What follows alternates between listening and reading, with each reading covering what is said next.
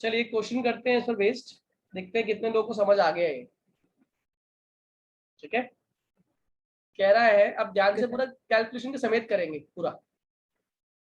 कह रहा है कंडक्टिविटी ऑफ 0.01 मोल पर litre solution of CH3COOH is 3.905 into 10 is to power minus 5 Siemens centimeter inverse। कह रहा है calculate its molar conductivity and degree of dissociation। Degree of dissociation alpha given क्या है आपको, लेमडा नॉट H प्लस की value है 349.6 siemens centimetre square mole inverse. Lambda naught M acetate ion आपको दिया हुआ है 40.9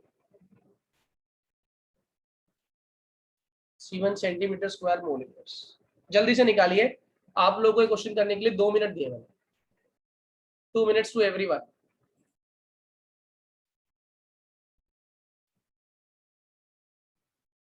बताओ, तुम बताओ बेटा, ऐश्वर्या कैसे स्टार्ट कैसे किया? सर पहले तो हमने लैम्डा एम की वैल्यू निकाल ली, ऐश्वर्या से मोलर कंडक्टिविटी। हाँ ऐश्वर्या फिर से बोलोगे बेटा, फिर से एक बार। सर पहले हमने मोलर कंडक्टिविटी की वैल्यू निकाल ली कापा इंटू 1000 अपॉन मोलारिटी से।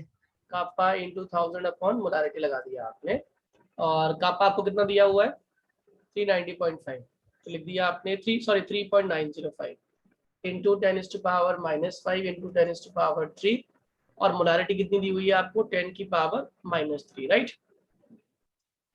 तो -3 +3 ये बेसिकली 10 रह जाएगा, जो कि सॉल्व होने पे 39.05 आएगा, है ना, ये आ रहा है? Yes sir. ठीक है, ये आ गया, लैम्डा एम की वैल्यू आ गई। फिर क्या किया आपने अल्फा निकालने के लिए? अल्फा निकालने के लिए लैम्डा नॉट एम निकालना था, उसके लिए हमने लैम्डा नॉट एम CH3COH का निकलेगा ना, that is simply equal to, yes sir,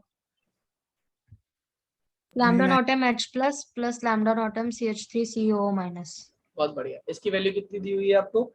H plus is 349.6 और ये कितना है 40.9, कितना हुए? 350.5।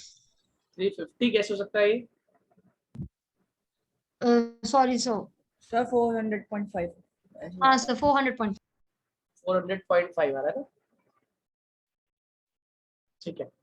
वैसे 400 भी नहीं आएगा, ये गलत कर रहे हो आप लोग कैलकुलेशन, सही कर रहे हो गलत कर रहे हो? क्योंकि 390.5 आएगा। हाँ 3.4 आएगा, 390.5 क्योंकि ये 349 और ये 40 है, तो it comes out to be 390.5। अब यहाँ से अल्फा निकाल देंगे, alpha would come out as lambda M upon lambda naught M. अब लेमडा एम कितना दिया हुआ 39.05 और ये कितना है 390.5, तो नियरली कितना है 1/10 है ना, ये दैट इज 0.1। सभी का आ गया 0.1 ये? यस सर, आ गया, अल्फा आ गया हमारा पहला। अब यहाँ से क्या निकालना है हमें? लैम्डा एम निकाल लिया हम लोगों ने, हमने मोलर कंडक्टिविटी कैलकुलेट कर ली, डिग्री ऑफ डिसोसिएशन कैलकुलेट कर ली। अगर मैं यहाँ से कहूँगी के और निकाल दो, निकाल पाओगे के यहाँ से? जल्दी बोलो। Yes sir, K is equal to nothing but C alpha square. ठीक है, और 1 माइनस अल्फा भी करेंगे तो भी कोई फर्क नहीं पड़ेगा, क्योंकि अल्फा की वैल्यू बहुत छोटी है। तो के कितना आ जाएगा हमारा? के इज इक्वल टू कंसंट्रेशन कितनी है आपकी, मोलारिटी कितनी दी हुई है आपको 10⁻⁻3। ठीक है, अल्फा कितना है 0.1 का square upon 1 minus alpha is 1 minus alpha is nearly 1 ही मान लो उसको। तो इसको सॉल्व कर लो, 10⁻3 into 0.1 into 0.1 that would come out as what? जल्दी बोलो कितना हो जाएगा? 10 to power -5। कितने लोगों को बात समझ आ रही? Yes sir. ये के am I clear to all? Yes sir. Question समझ आ गए सभी को? Yes sir. ठीक है, एक क्वेश्चन और लिखिएगा सभी लोग। ये हमारा जो हमने कल फॉर्मूला पढ़ाया था आप लोगों को, उस पर बेस्ड है और थोड़ी कैलकुलेशन इन्वॉल्व है। देखते हैं आप में से कितने लोग कर पाते हैं इसको। लिखो, कह रहा है कंडक्टिविटी ऑफ 0.0241 m। अच्छा, ये तो हो गया हमारा, सेम ही क्वेश्चन 7.856। चाहो तो कर लो, वैसे ये सेम ही क्वेश्चन है, सेम कर लोगे। ये वाला रहने दो आपने, इट इज सेम। चेंज करता हूँ, कह रहा है resistance of conductivity cell containing 0.001 m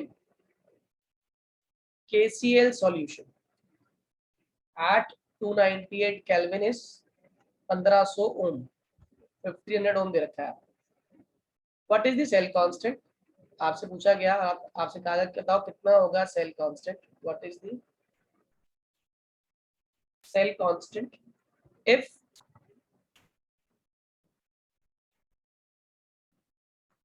conductivity is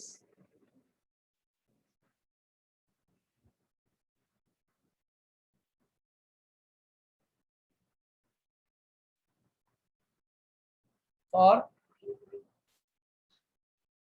a cell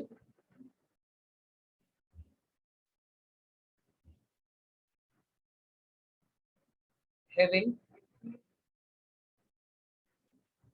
0.01 molarity at 298। कह रहा है रेजिस्टेंस, फिर से क्वेश्चन रीड कर रहा हूँ। Resistance of a conductivity cell, conductance cell containing 0.001 m solution at 298 Kelvin is 1500 ohm. What is the cell constant if conductivity is 0.146 into 10 power minus 3 for the cell having 0.001 m concentration at 298 Kelvin? जल्दी से solve करिए।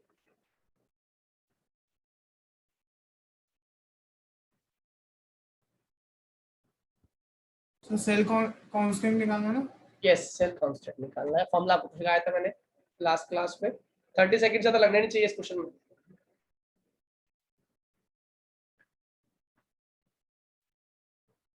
Question बहुत बड़ा है लेकिन है बहुत छोटा।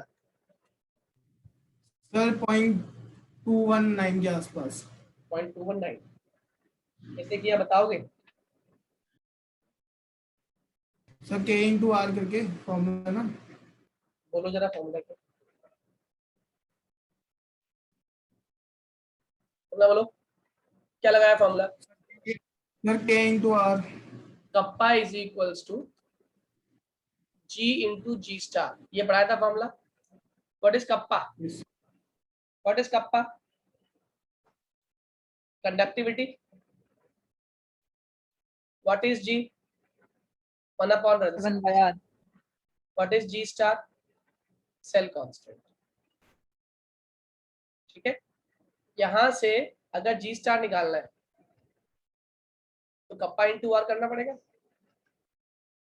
और कप्पा आपको दे रखा है, कैसे पहचाना मैंने कप्पा गिवन है आपको? यूनिट पढ़ लोगे तो समझ आ जाएगा आपको। कप्पा कितना दिया हुआ है? 0.14। 0.146 इंटू 10 की पावर माइनस 3 और रेजिस्टेंस भी गिवन है आपको 1500, तो कि आगे ओम लिखा हुआ। ठीक है, इसे मल्टीप्लाई कर दीजिए, आपका आंसर आ गया cell constant centimetre. Am I clear to all?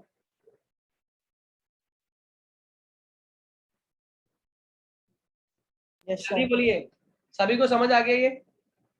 Yes sir. बहुत बढ़िया। Yes sir. ये हमारा टाइप 2 हम लोगों ने, टाइप 3 खत्म हो गया हमारा बेसिकली, जिसमें पहले कल पढ़ा टाइप 2 में R इज इक्वल्स टू rho L by AP based questions. आज हम लोगों ने खत्म कर दिया लिमिटेड मोलर कंडक्टिविटी वाला कंसेप्ट।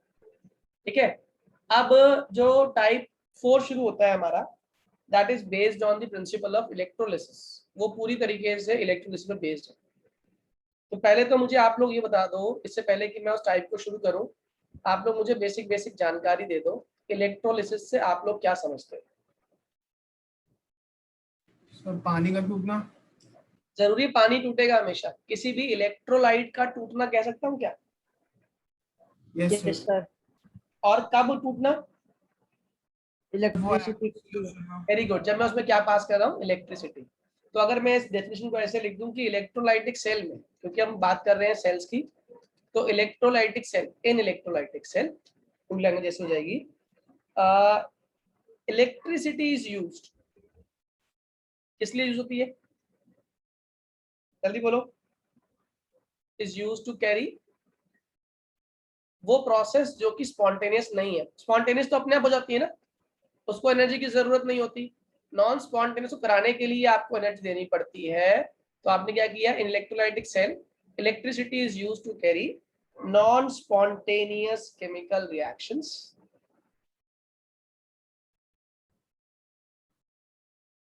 और ये जो प्रोसेस है,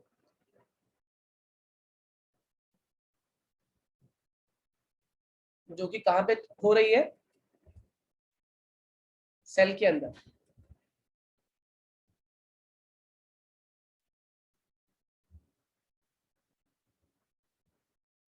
इसी को बोलते हैं इलेक्ट्रोलाइसिस।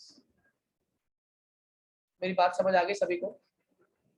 एक इलेक्ट्रोलाइटिक सेल के अंदर हम चाहते हैं कि एक नॉन स्पॉन्टेनियस प्रोसेस, कौन सी नॉन स्पॉन्टेनियस प्रोसेस होती है? कौन सी होती है नॉन स्पॉन्टेनियस प्रोसेस? बताओ सोच के। सर एकदम से होने वाली। इलेक्ट्रिकल एनर्जी एकदम से होने वाली नहीं, स्पॉन्टेनियस होती है, अपने आप होने वाली। जो नॉन स्पॉन्टेनियस है, यानी कि जिसके लिए आपको काम करना पड़ रहा है। आप काम क्या कर रहे हो? आप इलेक्ट्रिकल एनर्जी दे रहे हो, और इलेक्ट्रिकल एनर्जी कन्वर्ट किस में हो रही है? केमिकल एनर्जी में कन्वर्ट हो रही है। अदरवाइज केमिकल एनर्जी, कोई केमिकल लेते हैं और वो टूटता अपने आप और इलेक्ट्रिसिटी बनती, तो वो स्पॉन्टेनियस होती। लेकिन एक इलेक्ट्रिसिटी देकर आप उसे कन्वर्ट कर रहे हो केमिकल एनर्जी में, इस केस में आपको एनर्जी देनी पड़ रही है। जब आप एनर्जी दे रहे होते हैं, इसका मतलब क्या है कि जनरली वो रिएक्शन खुद नहीं हो रही, इसीलिए आपको काम करना पड़ा।